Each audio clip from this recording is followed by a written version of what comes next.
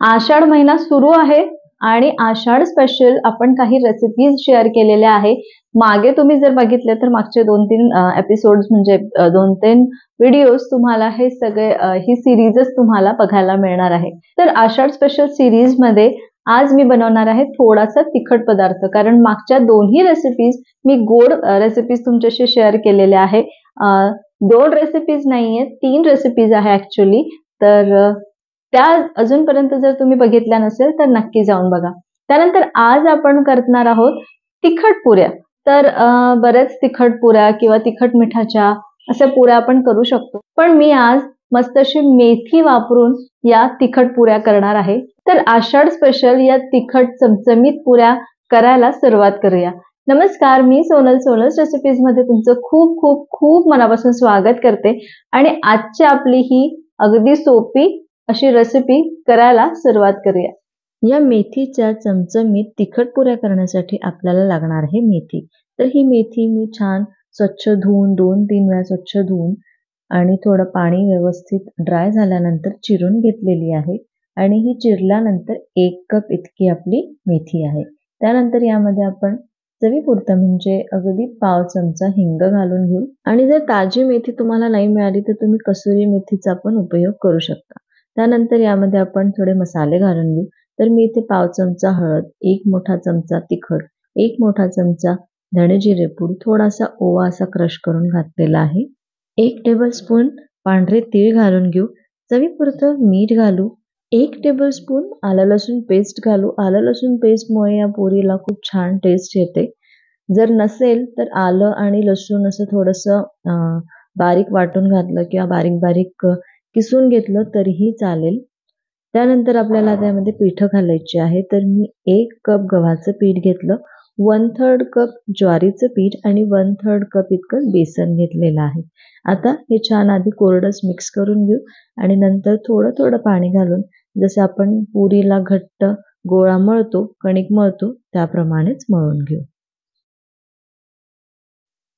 हे बघा, असा छान घट्ट गोळा आपला मळून झालेला आहे। आता यावरती थोडंसं तेल लावून आपण हे परत 1 मिनिट मळू आणि आपलं हे पुरीची कणिक तयार आहे। आणि ही कणिक मळल्यानंतर याला आपल्याला रेस्ट करायचं नाहीये, कारण याच्यामध्ये जी मेथी आहे याच्यामध्ये आपण मीठ वगैरे घातलंय ना, त्याच्यामुळे याला पाणी सुटतं आणि हे जे कणिक आहे ते थोडंसं पटकन मऊ होतं किंवा सॉफ्ट होतं।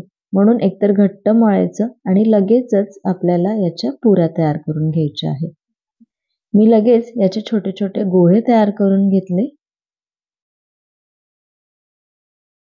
थोडं कोरडं पीठ लावून हे लाटून घेऊ। आता इथे तुम्ही 1 मोठी पुरी करून किंवा पोळी करून त्याला शेप देऊन करू शकता, कट करू शकता। जसं मी घारगे केले त्या पद्धतीने, किंवा असं या पद्धतीने छोटे छोटे करून त्याला पण तुम्ही असं जसं मी इथे करत आहे तसं कट करून घेऊ शकता। आता हे असे छान सुंदर दिसावे, कारण मला प्लेटिंग करायची आहे, फोटोज काढायचे आहेत, त्याच्यामुळे मी सगळ्या पुऱ्या सारख्या होण्यासाठी असं करत आहे। तुम्ही 1-1 पुरी लाटून घेतली जसं आपण नॉर्मली लाटतो आणि डायरेक्ट तळली तरीही चालेल। आता हे जे तेल आहे हे यामध्येच मी या रेसिपीच्या आधीच गोड पुऱ्या तळल्या होत्या, तर त्याचं जे पीठ आहे ते थोडंसं यामध्ये पडलेलं आहे। तर मी परत तेलाचा वापर करत नाही, कारण मग मला पण ते जे तळलेलं तेल आहे ते संपवावं लागतं। म्हणून मग मी याच तेलामध्ये आपल्या या तिखट पुऱ्या पण तळून घेत आहे। या पद्धतीनेच मी सगळ्या पुऱ्या तळून घेतल्या आणि तुम्ही बघू शकता आयुषचं तर खाणं पण सुरू झालेलं होतं आणि तुम्ही बघू शकता किती मस्त या पुऱ्या दिसत आहे, छान लागतात। क्रिस्पी नाही म्हणू शकत, जास्त क्रिस्पी होत नाही, पण चहा सोबत किंवा असंच खाण्यासाठी दुपारी संध्याकाळी वगैरे असं खाण्यासाठी खूप छान हा पर्याय आहे। फक्त आषाढ महिन्यातच नाही तर तुम्ही या तिखट मिठाच्या किंवा मेथीच्या पुऱ्या कधीही करू शकता। आणि येथे मेथीऐवजी तुम्ही कुठलेही पालेभाज्या, कोथिंबीर, पालक यापैकी काहीही वापरून या पुऱ्या बघितलं किती मस्त पुऱ्या झालेल्या आहे। या पुऱ्या इतक्या चविष्ट झाल्या होत्या। आयुष, संदीप या दोघांनी पण भरपूर खाल्ल्या। ऍक्च्युअली या ज्या रेसिपीज आहे मी माझ्या सासूबाई वगैरे आल्या होत्या, सासू सासरे, तर तेव्हा मी केलेल्या होत्या। पण जो तिखट पदार्थ आहे तर तो मी त्यांच्यासाठी स्पेशली करायचा होता तर मी तो केलेला आहे आणि त्यांना पण भरपूर आवडलं. तर मला खात्री आहे की तुम्हाला पण खूप आवडणार आहे. आणि यामध्ये तुम्ही काहीही व्हेरिएशन करू शकता. जसं मी आज मेथीच्या पुऱ्या केलेल्या आहे, तर तुम्ही इथे मेथी सोबत थोडीशी कोथिंबीर घालू शकता किंवा तुम्ही पालकाच्या पुऱ्या करू शकता. म्हणजे पालक चिरून घ्यायचा आणि मेथीच्या ऐवजी पालक घालू शकता किंवा मेथी आणि पालकचं कॉम्बिनेशन पण तुम्ही घालू शकता.